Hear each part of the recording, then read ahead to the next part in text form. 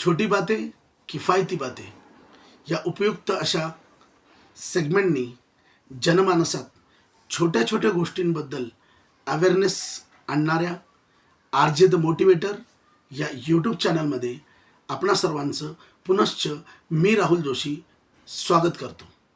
तर आजच्या व्हिडिओमध्ये मी आपणा सर्वांना थोडंसं सवयीबद्दल बोलणार आहे.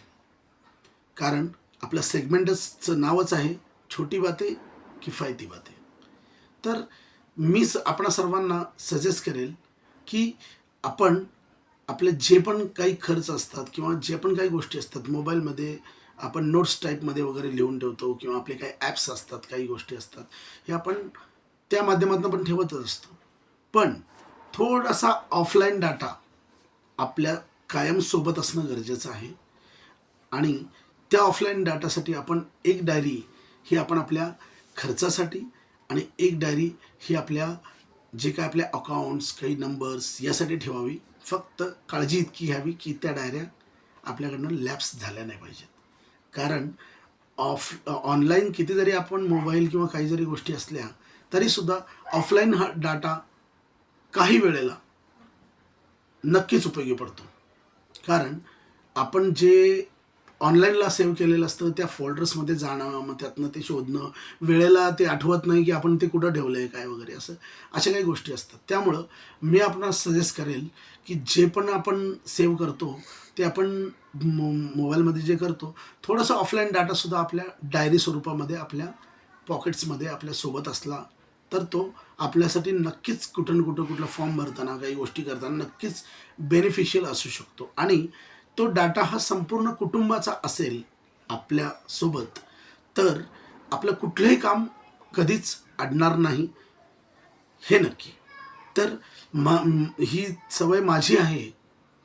मी आपणा सर्वांना सजेस्ट करेल की आपणास जर आपल्या बुद्धीला जरी पटलं तर आपण नक्की करावं. चांगल्या गोष्टी सांगणं माझं काम आहे. शेवटी करणं न करणं हा प्रत्येकाचा माइंडसेट असतो. त्यामुळे मी इन्सिस्ट करेन की आपण हे करावं. करणं न करणं हे डिसिजन आपलं आहे.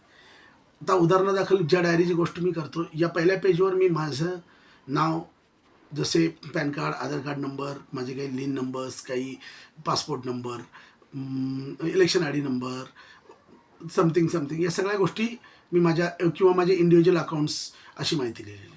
पुढे माझी पत्नी, पुढे माझी मुलगी, त्याच्या पुढे माझी दुसरी मुलगी, या पद्धतीने अशी इन्फॉर्मेटिव्ह माहिती लिहिलेली. त्यानंतर माझे काही कॉमन बँक अकाउंट्स, त्यानंतर जसे काही पोस्ट PPF सेविंग्स, त्यानंतर पोस्ट MSSCच्या सेविंग्स, त्यानंतर काही लोन बँकेचे लोन अकाउंट्स, त्यानंतर काही गॅस किंवा आपले घरचे आई वडील त्यांचे काही नंबर्स, त्यांचे बँक अकाउंट्स, त्यानंतर काही आपले जो टॅक्स असतो होम टॅक्स त्याचे काही डिटेल्स, त्यानंतर तुमचं जे लाईट बिल आहे त्याचे ग्राहक क्रमांक लाईक दिस, त्यानंतर तुमच्या LICच्या इन्व्हेस्टमेंट्स, तुमचे म्युच्युअल फंडच्या काही इन्व्हेस्टमेंट्स या पद्धतीने, त्यानंतर तुमचे म्युच्युअल फंड्सचे म्हणजे SIPच्या काही डिटेल्स वगैरे या टाईपमध्ये जे मगाशी मी बोललो.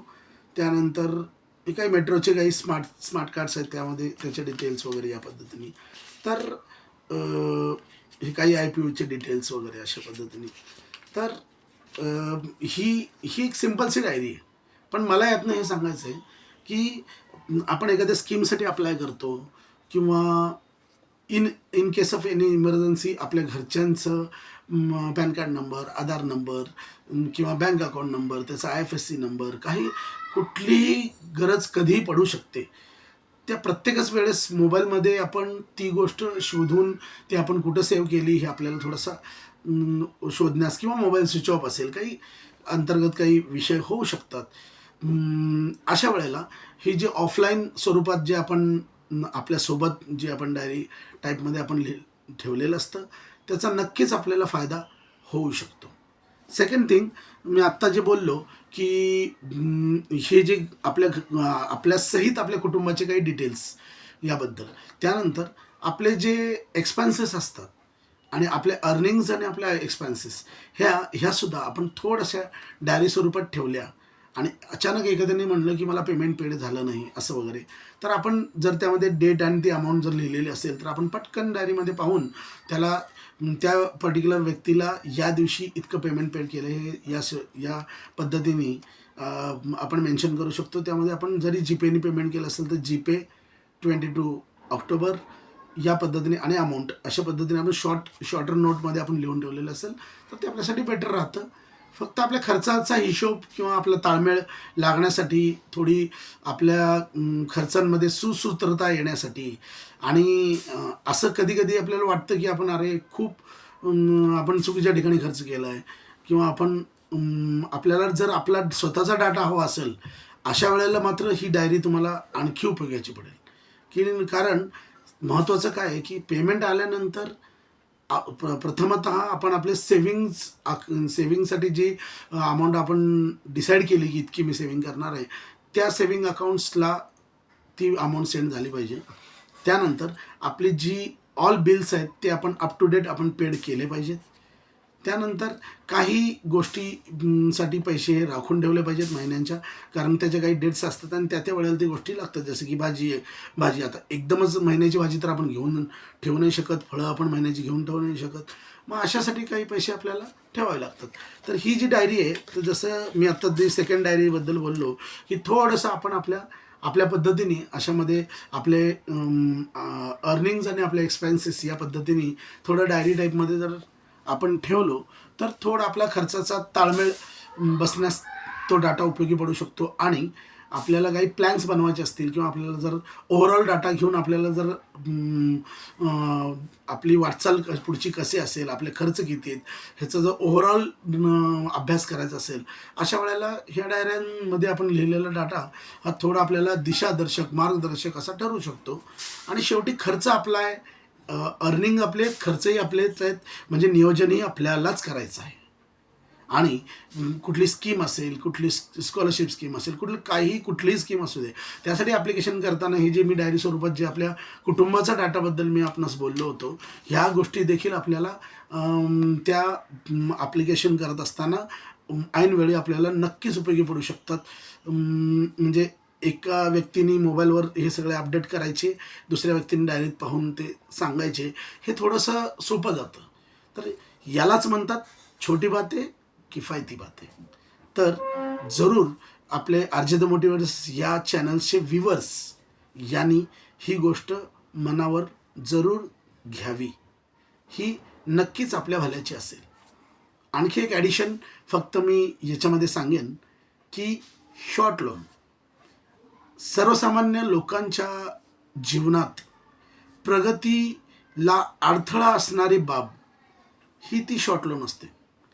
आता शॉर्ट लोन ही जरी गरज असली तरीसुद्धा आपण ती गरज काही एक ठराविक कालावधीनंतर ती अवॉइड नक्कीच करू शकतो. कारण हॅबिच्युअल होऊन जातं शॉर्ट लोन.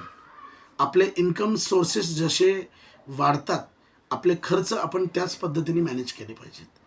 आणि ज्याही कारणासाठी आपण शॉर्ट लोन घेत असतो त्या कारणासाठीचे पैसे आपल्या वर्षभरात येणारे जे एक्स्ट्रा इन्कम्स असतात, फॉर एक्झाम्पल आपला बोनस असतो, एखाद्या सोसायटीचा किंवा बँकेचा डिव्हिडंड असतो, या अमाऊंट्स आल्यानंतर आपण ज्याही कारणासाठी शॉर्ट लोन घेतो ती अमाऊंट आपण म्हणजे एका पर्टिक्युलर ठिकाणी आपण सेव्ह ठेवली तर आपल्याला ह्या शॉर्ट लोन्स हे जे हॅबिच्युअल होऊन जातं आपल्याला वारंवार शॉर्ट लोन्स घेणं, तर हे शॉर्ट लोन्स आपण अवॉइड केले तर आपली प्रगती थोडी जास्तीची नक्कीच होऊ शकते.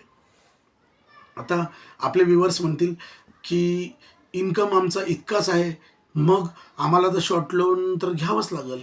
मी हीच गोष्ट आपणास समजावून सांगण्याचा प्रयत्न करतोय की जसा इन्कम सोर्स वाढेल आणि आपले जे वर्षभरातले एक्स्ट्रा जे सोर्सेस आहेत ज्याच्यातून आपल्याला पैसे मिळतात त्यावेळेला जर आपण आपल्या ज्या कारणांसाठी आपण शॉर्ट लोन घेतो ती कारणं काय असतात, आपल्या मुलांचे स्कूल फीस, अदरवाईज एखादी इन्शुरन्सचं पेमेंट या सगळ्या गोष्टी करण्यासाठी आपण आणखी काही छोट्या छोट्या गोष्टी असतात ज्यासाठी आपण शॉर्ट लोन घेतो, कारण ते आपल्या डेली एक्सपेन्सेस किंवा मंथली एक्सपेन्सेसमधनं कवर होत नाहीत.